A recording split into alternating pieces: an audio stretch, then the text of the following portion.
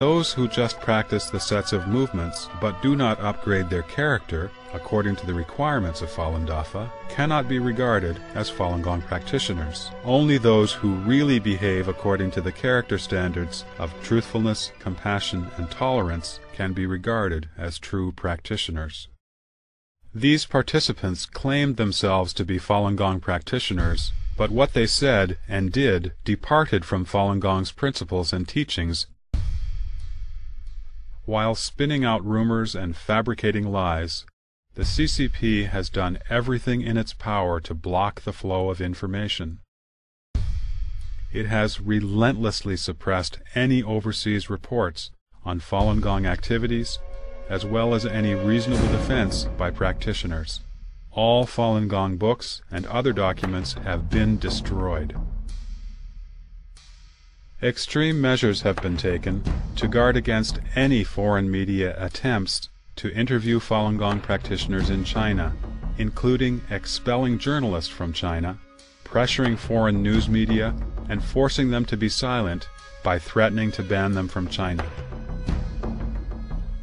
After exposing the facts about the rape suffered in detention by Ms. Wei Xingyang, a Falun Gong practitioner and graduate student at Chongqing University, 7 Falun Gong practitioners in Chongqing were charged and given long prison terms.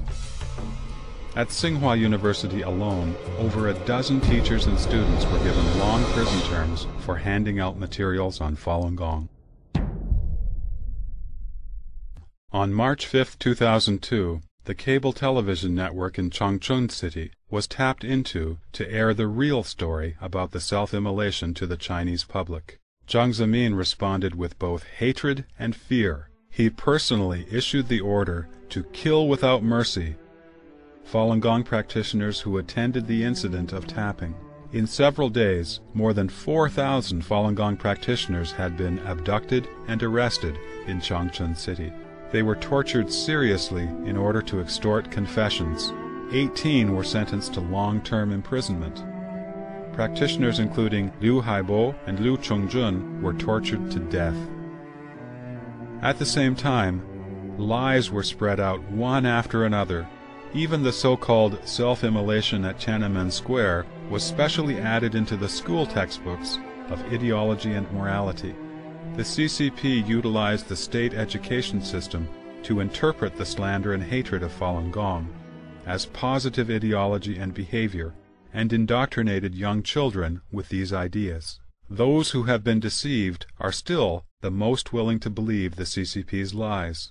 They also believe they hold the truth, so they carry hatred in their minds and curse Falun Gong and practitioners who pass out materials clarifying the truth about the persecution. The indulgence of Jiang Zemin and the CCP in such wanton massacre and persecution throughout China has been the biggest sorrow and misfortune of the Chinese people.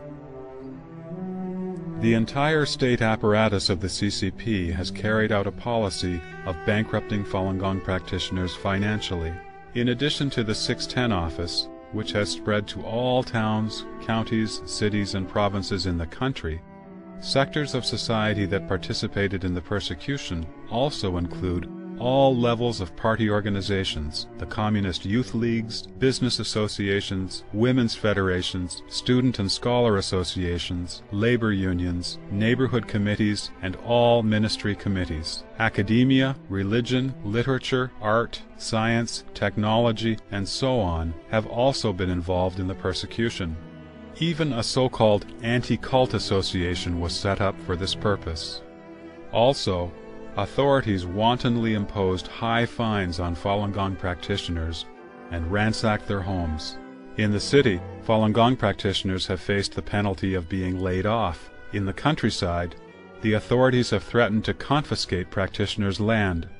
The CCP has not overlooked retirees either. Their pension plans have been terminated, and the government has evicted them from their residences. Some practitioners in business have had their properties confiscated and bank accounts frozen. On the other hand, the CCP invested enormous amounts of the nation's financial resources as capital to fuel the persecution.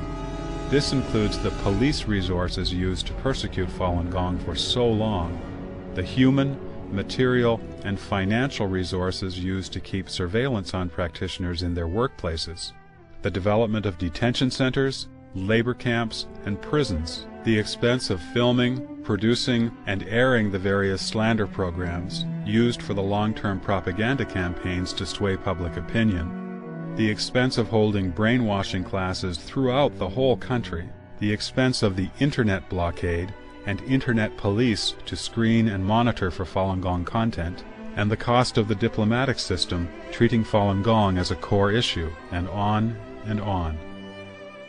In 2001, inside information from the Public Security Bureau showed that, at Tiananmen Square alone, the daily expense of arresting Falun Gong practitioners was between 1.7 and 2.5 million yuan.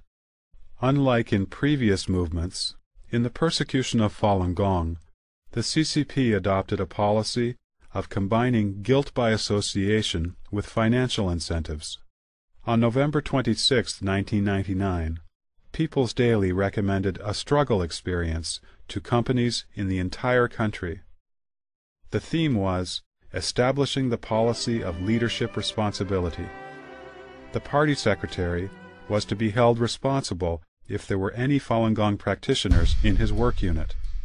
Regulations were established to define the responsibilities of management, making the party secretary the primary person responsible for the Falun Gong issue. The party committee in each unit signed contracts with their superiors, and the superiors also had clearly defined responsibilities. Each of the superiors would take care of a subordinate work unit, and establish a team in that unit to focus on dealing with one practitioner. If Falun Gong practitioners in any particular work unit or state enterprise were found to appeal for Falun Gong, the leaders and the employees of these units would not receive bonuses, nor would they get promoted. Family members and relatives of Falun Gong practitioners also faced the threat of dismissal from work, or having their children expelled from school, and of being evicted from their residences.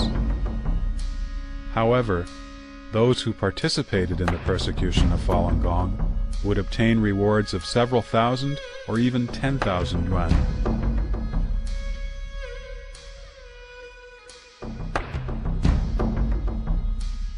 The gruesome policy of destroying Falun Gong practitioners physically has been primarily carried out by the police, procuratorate, and the court system in China. Based on statistics gathered by the Clear Wisdom website, at least 1,700 Falun Gong practitioners have died from the persecution in the last 5 years. The deaths have occurred in over 30 provinces, autonomous regions, and municipalities under the direct leadership of the central government. Among the Falun Gong practitioners tortured to death, the youngest was only 10 months old, the oldest was 82 years old. Most were women and the elderly.